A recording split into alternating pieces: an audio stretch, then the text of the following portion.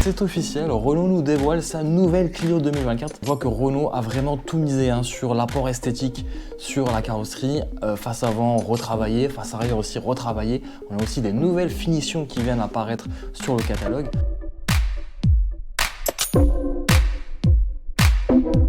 Ça vient de tomber, donc après 4 ans, Renault a décidé de restyler un petit peu sa Clio 5, ça reste la Clio 5, en attendant l'arrivée de la future Clio 6, à savoir un petit peu quels seront les changements. Le style change vraiment par rapport à la phase 1, la phase 2 est clairement vraiment bodybuildée, musclée, une face avant beaucoup plus élargie, un petit peu inspirée du Renault Austral, je sais pas ce que tu en penses, avec ce nouveau logo central sur la calandre. Donc elle montre l'écran, ligne tendue, elle a vraiment une face avant et surtout les projecteurs à LED qui ont été revus et corrigés, donc on a une espèce de demi-losange sur l'avant. On aime ou on n'aime pas, en tout cas c'est vrai que ça ressemble étrangement quelque part au design d'une Peugeot 208, étrangement avec ces crocs qui descendent du haut vers le bas sur les pare-chocs. Écoutez, ça donne un côté dynamique à cette Clio et c'est pas plus mal. À l'arrière, on remarque qu'il y a aussi un changement. Ils ont retravaillé les feux arrière, ils ont retravaillé aussi le bouclier arrière, ils ont retravaillé aussi le léger diffuseur.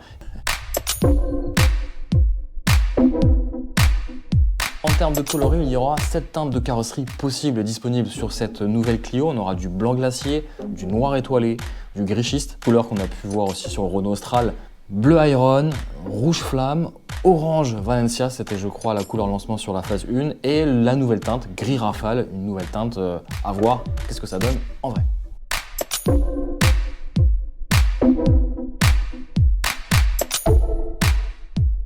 Vous l'avez bien compris, la finition Esprit Alpine rentre dans les nouveautés de ce restylage de cette nouvelle Clio. Et on verra qu'effectivement, il y a quelques impadis aérodynamiques supplémentaires. C'est vraiment des ajouts esthétiques pour vraiment différencier et rendre beaucoup plus musclée, plus sportive cette finition. Attention, on ne change pas du tout à la motorisation. D'ailleurs, la seule motorisation qui sera disponible avec la finition Alpine, c'est la motorisation E-Tech full hybride de 145 chevaux. On verra tout à l'heure un petit peu les moteurs qui restent encore au catalogue.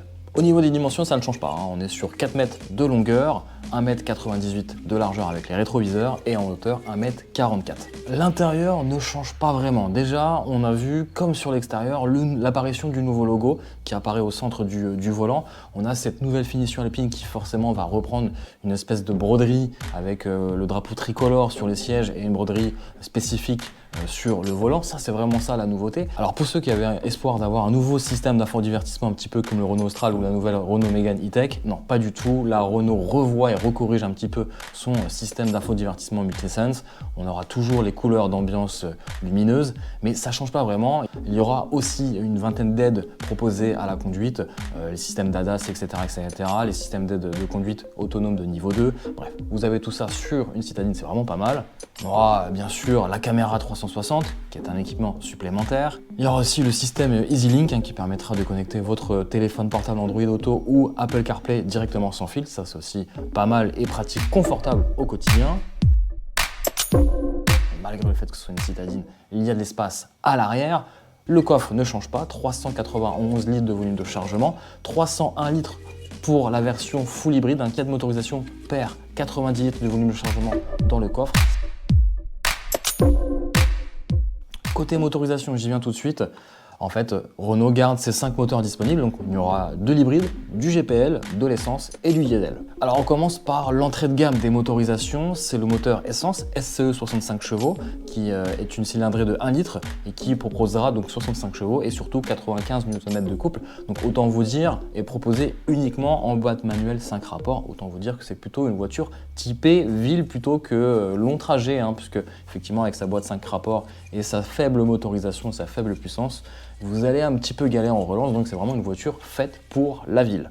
Ensuite, on enchaîne avec le moteur cœur de gamme, le fameux moteur TCE 90 chevaux. C'est toujours un moteur essence, 3 cylindres, turbo compressé, avec 90 chevaux en puissance et 160 Nm de couple disponible, donc de meilleure relance que le plus bas des moteurs 65 chevaux, ici associé à une boîte vitesse à 6 rapports, boîte manuelle. Ensuite, pour ceux qui veulent faire vraiment de longues distances, Renault propose le moteur GPL, moteur TCE 100 chevaux. Celui-ci pourra avoir 2 réservoirs, un réservoir spécifique pour le carburant et un réservoir spécifique pour le gaz. Au cumul, vous allez pouvoir atteindre une autonomie total de 1000 km, voire plus pour ceux qui ont le pied léger sur l'accélérateur. C'est un moteur qui propose donc 100 chevaux et à peu près 170 Nm de couple, à peu près à 2000 tours minute. C'est un bon compromis pour un usage polyvalent. Ensuite, pour les gros rouleurs et fans de diesel, rassurez-vous, Renault a conservé dans son catalogue des motorisations le moteur diesel Blue DCI 100 chevaux. Celui-ci fait 260 Nm de couple, donc ça c'est vraiment pas mal pour une citadine et avoir des bonnes relances et surtout quand vous êtes chargé à l'arrière. Et il ne sera proposé qu'avec une boîte de vitesse à 6 rapports. Enfin, le moteur le plus puissant, le plus haut de gamme de la gamme, il s'appelle le moteur E-Tech Full Hybride 145 chevaux. C'est un moteur hybride non rechargeable. Aux motorisations, il s'agit d'abord d'un moteur thermique de 94 chevaux, moteur 4 cylindres, 1.6, donc c'est pas le même moteur que le Renault Austral qui lui fait 3 cylindres. Là, c'est pas du tout le même.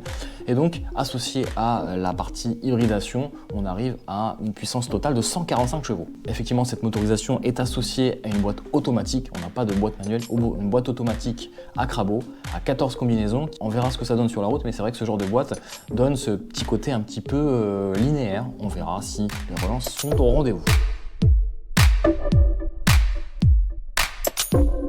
En termes de tarification, je ne pense pas que la Clio 5 restylée n'échappe à l'inflation générale qu'on puisse connaître aussi sur le marché de l'automobile.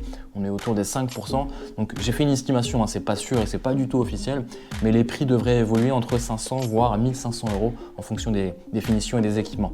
Alors, explication aussi très simple sur l'augmentation des prix. Je ne cherche pas du tout à justifier si Renault va augmenter ou pas les prix, mais forcément, deux séries, même sur les entrées de gamme, Renault a valorisé un peu plus l'équipement, donc forcément, il y a beaucoup plus d'équipements que sur les anciennes générations. Ça pourrait aussi justifier quelque part l'augmentation. Donc, les prix devraient débuter autour des 24 000 € pour atteindre presque 29 000, voire 30 000 € sur la version plus haut de gamme, comme cette motorisation hybride 145 chevaux en finition Esprit Alpine, pourquoi pas. Ça commence à faire cher, une citadine à 30 000 €. Un petit peu ce que vous en pensez de cette nouvelle Clio 5 2024, restylage, facelift, réussi ou pas, à vous de le dire en bas en commentaire.